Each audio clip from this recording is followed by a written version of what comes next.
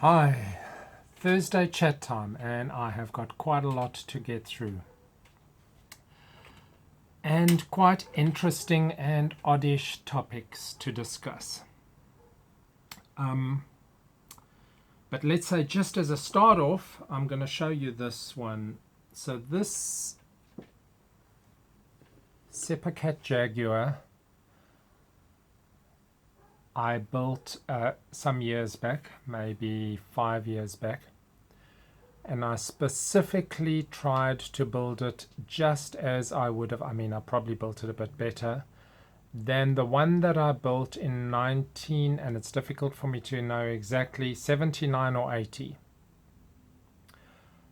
Because I don't have any models that are built in the 70s.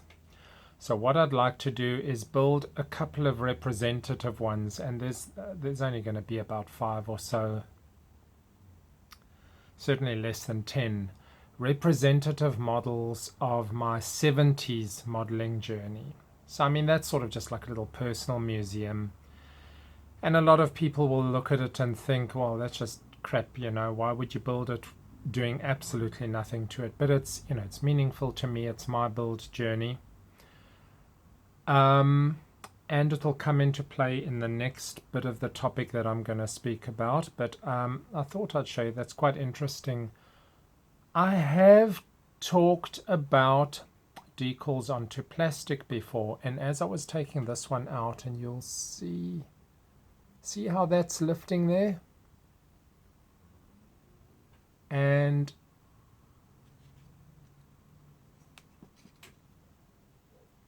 underneath there you can see. So these decals, the Airfix decals, look at that one.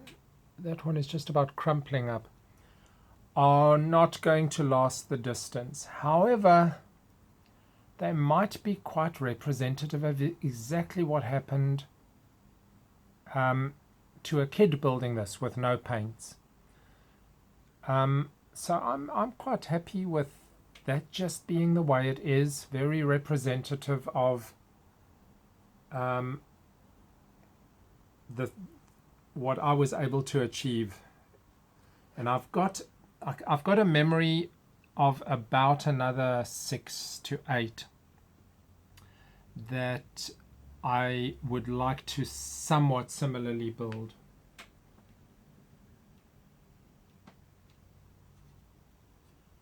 Okay. Now, that got me thinking about not what are my best models overall, because that's just about an impossible. I know what my best one is. That's the T6 Texan monogram. But apart from that, that's because of the topic. I'm talking about what would be my best models. And because I can't even... That's so difficult to answer right like that, I have to narrow it down and say, well, okay, what were my best models as a kid in the 70s and 80s? And that just about narrows it down to Airfix and Matchbox. While there were a number of other models available, and I suppose Hello would be representative of more than average of others, there were a few Japanese things around, but I'm going to have to narrow it down to Airfix and Matchbox, because that was 99% of what we saw everywhere we went in hobby shops. And while my list is not absolute or complete, I thought what I'll try and do is name about 5, this is going to be just a personal thing for each person, probably related to a topic that they built as a kid. But it's going to play into another aspect of what I'm going to talk about tonight. So this would be one. And the reason for that is that this was the first time that I was doing something more than just a single engine plane. Now there was a turret or two, a lot of glass. And as I said in another video, I didn't even finish this properly. The canopies were just too much. Turret was too much. I tried, I somewhat enjoyed it, but it didn't get complete. But That box art and that model is one of the #1 Airfix, as is this one. Now, this was a somewhat bigger box, a little bit of a bigger kit. Now, I can't remember if it actually came in that smaller, thin box at a stage.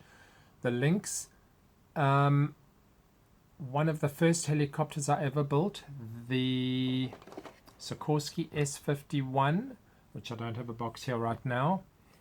The Devastator, which was different enough from many of the other things that I was seeing. I think color-wise, it's got a little bit of an odd shape. And again, it had the wing fold, which was interesting as a kid. And I think those canopies got the better of me.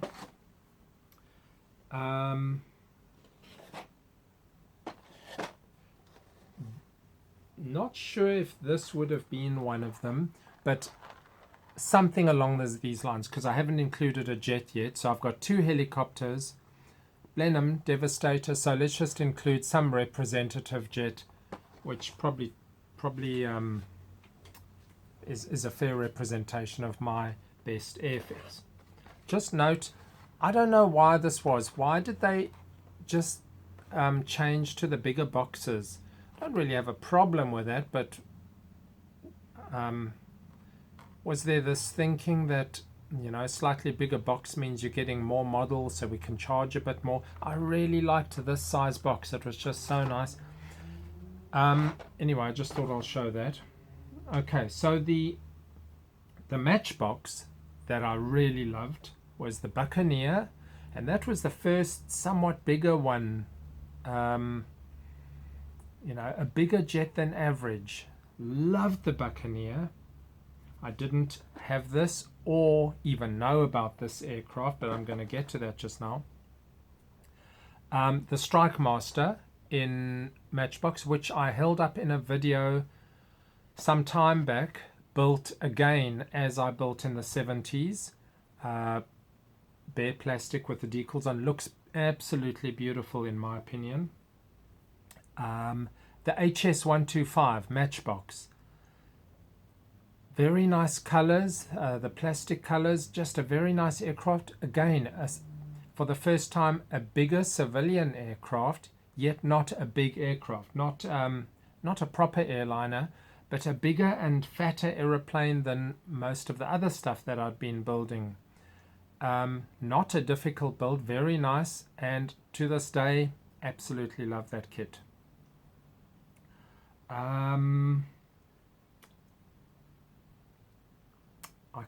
can't remember, but there will be a couple of others in that Matchbox range, but not any of the main stuff. There would always be these slightly semi off-center models. Okay, so let's call that as it is. Now, why Matchbox? Why did Matchbox play such a role? Which is very, very interesting. This one does not represent it, but it gets into the topic that I want to speak about, and that is the plastic colors. So this one, it's a 3-color kit. It's a 3-color kit, but this one is awful in that it's like 2 shades of gray and a shade of light blue, barely blue gray, light green gray. So this is like the worst representation of the Matchbox, but that for many of the kits, like the HS125, the Buccaneer, I think, was one of them. I think the Buccaneer actually came out in a couple of variations of those colors, but I just loved the color options, and it didn't matter that you may or may not have been painting them. For all of the 70s, I wasn't painting them. Sort of got me wondering why Airfix never went that route. Why did Airfix not provide 2-color sprues or something? Or would it have looked too obvious that they're copying Matchbox? So, plastic color. I saw some photos of people's models where either the plastic color is very strong, and I did touch on this when I was speaking about painting, And for some of the Matchbox, one of the colors might be quite strong. Like let's say the HS125, a strong red and a white. And I don't know if I actually stated it strongly enough that where I was discussing, should you prime, when do you need primer? And when you want to overpaint a strong colored plastic color or different plastic colors within the same aircraft, like a Matchbox, or a strong previous paint job and you want to overpaint it, your best bet is just go gray primer. The gray is often quite a strong pigment in covering, and it'll just cover every color straight up. That's one very good reason. But in the 70s, I wasn't doing it. I didn't even know what that meant. I didn't have paints, so the plastic colors were really great. I think, there's sort of a difference between a toy plastic, but I think Matchbox handled it very, very well in providing something interesting which was above the level of toy, but not something that the more serious modeler would bother about because they were going to paint it anyway. Now, of course, the reason that this specific one was done, and I think sometimes they tried to follow it, not always, was what colors the actual aircraft was in. So this one sort of more or less has these three plastic colors. Not very well done, but anyway. Okay, more on plastic colors. The Tamiya motorbikes, I think, are that they've handled it so well in providing a kit that gives you these sprue in three colors most often, and yet, it doesn't look like a Matchbox. It's not at the level of Matchbox. It's often a black, white body color, and then the chrome, sometimes chrome piece, chromed sprue.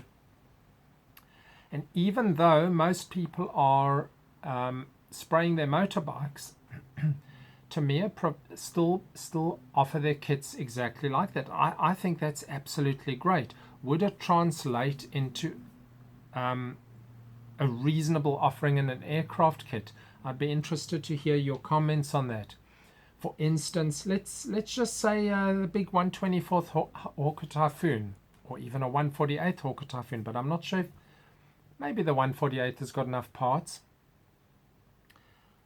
On a 124th Typhoon, if you offered sprues in different colors, somewhat matching interesting engine colors, so that you're already getting somewhat of a feeling for that engine, even though you're going to spray most of it. I'm just wondering, I'm pondering it here, because I like the Tamiya motorbike with its different color sprue more than some of the Hasegawas without the different colored sprues. Just, I guess, a personal thing. This was also one of my favorites, but only a bit later. That was in the 80s. And there was not an Airfix one or a Matchbox one, and I don't know what the date on this one is. So I got that together. I've done very nice strengthening there. Now I've got two color schemes that I can do. Dark blue French navy, and we hope that I can salvage those decals. Or is that on another set? I think that's on another set. That's on some good decals. Is that this one? That's actually this one.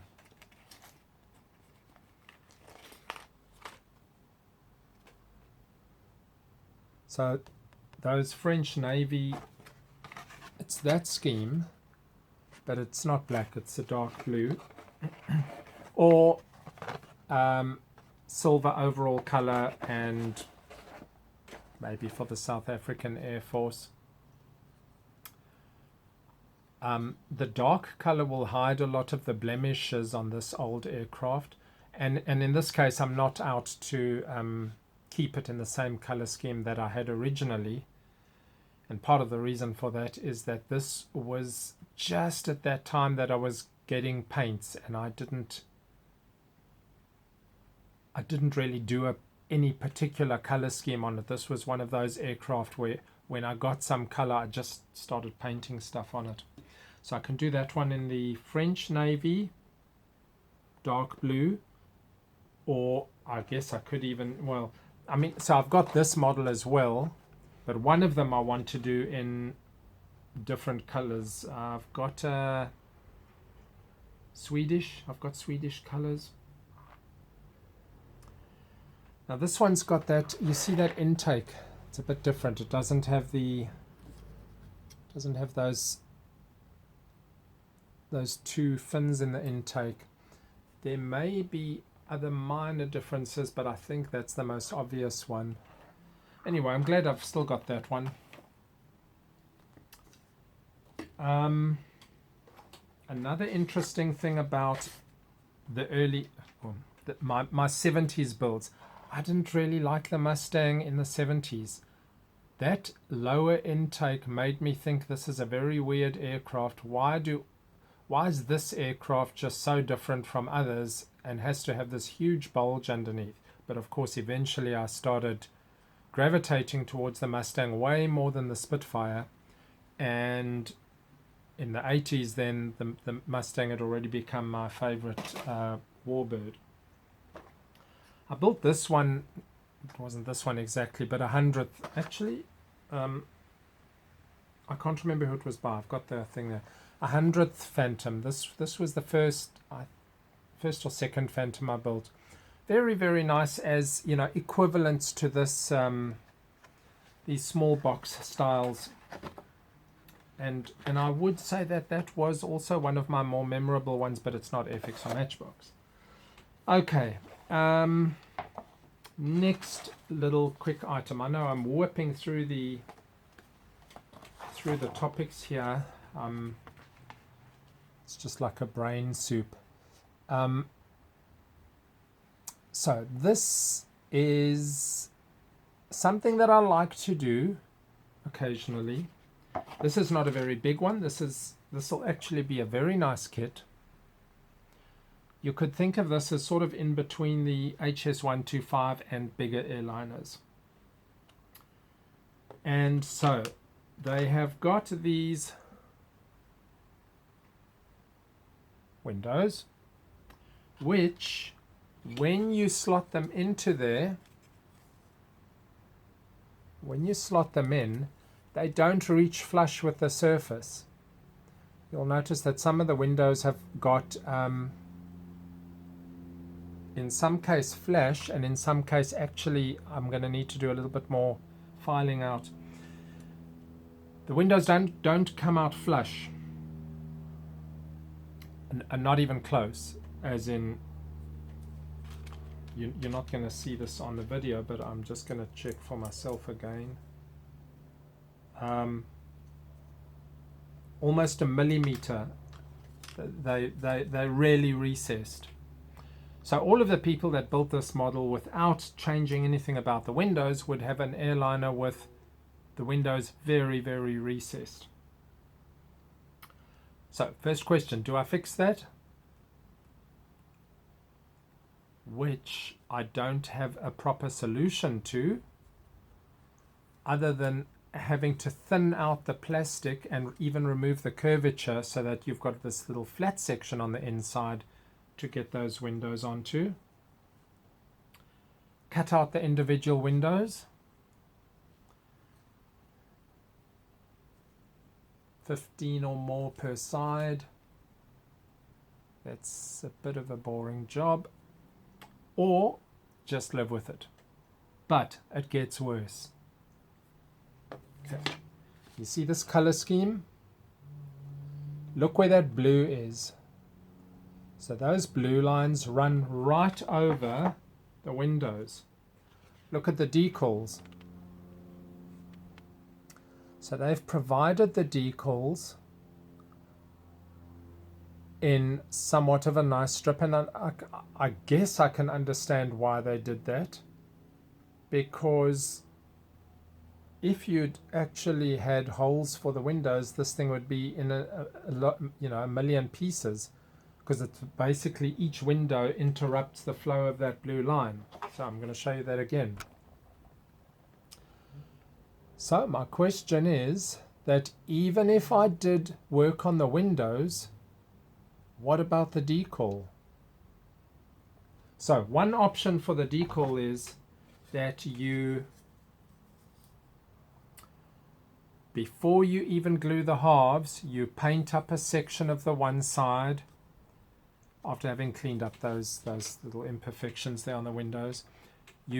And having prepared all your work for fitting of the windows, you put your decal on, and it'll have to be on pretty well, because then you're going to have to go and take your little round file very carefully and go and actually hope that you don't trash your decal, but make each of the windows through the decal. Does that make me nervous? Yes. Do I think it's going to stuff up at some point on some of the windows? Yes. So I'm not keen on that. So we've got, what do I do about the windows and what do I do about the decal?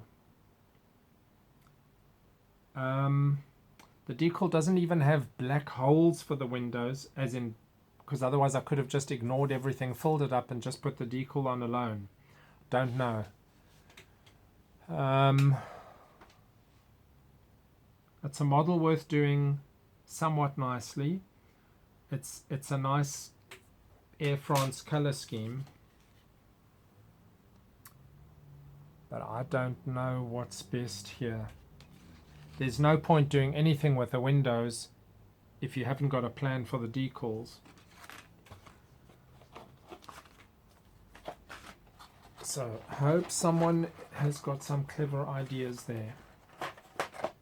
Okay, now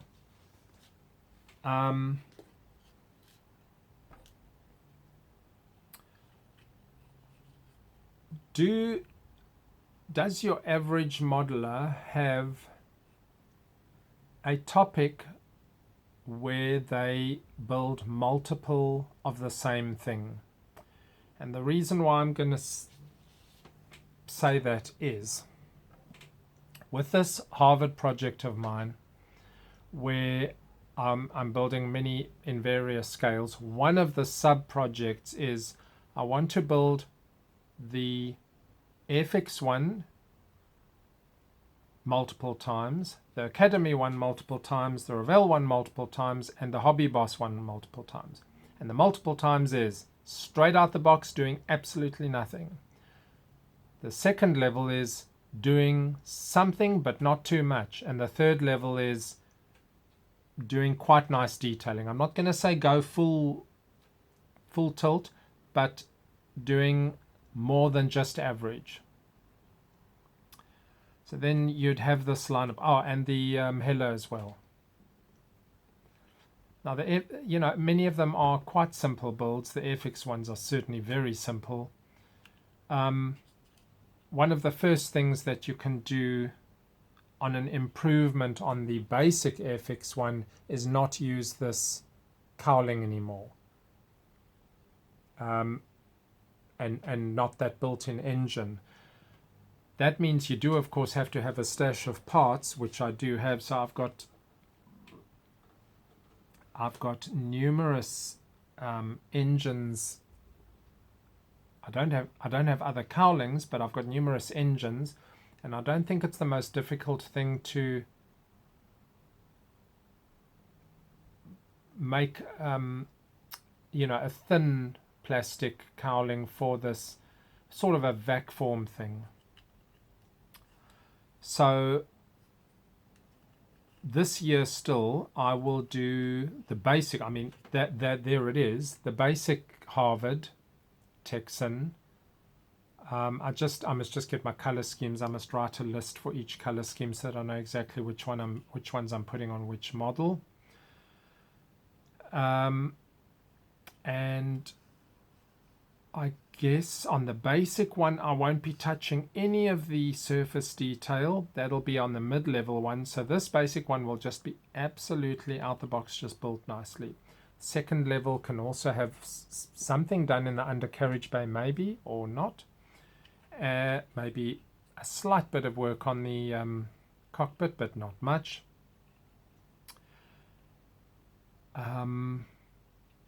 The Academy one is already pretty good.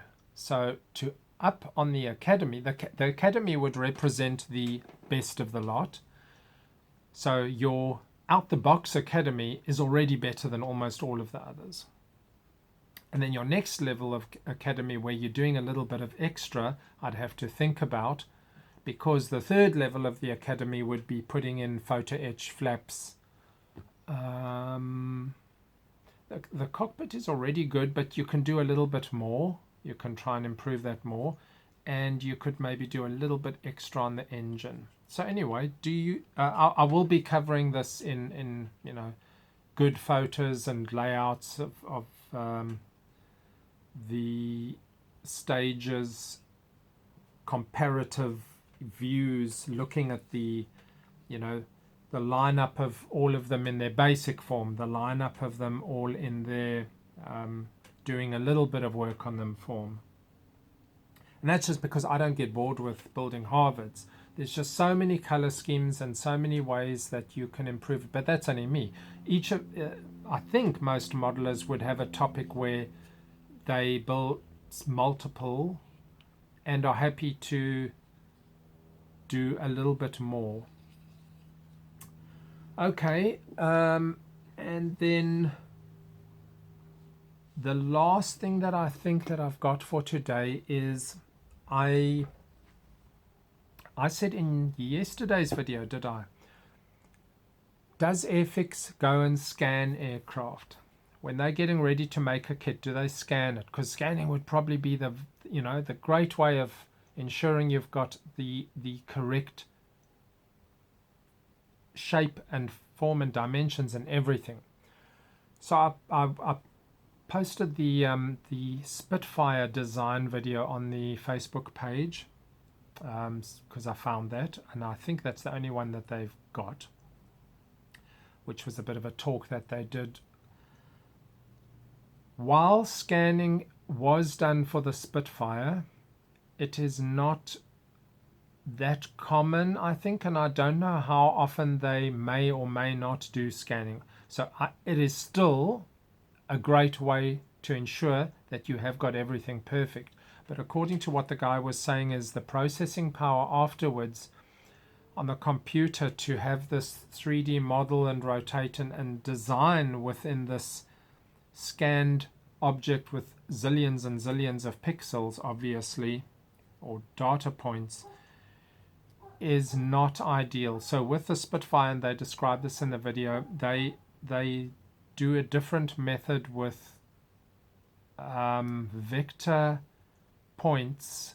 So it's basically designed in CAD, but they've got the data points as provided to them because the Spitfire is such a well-known and well-produced aircraft.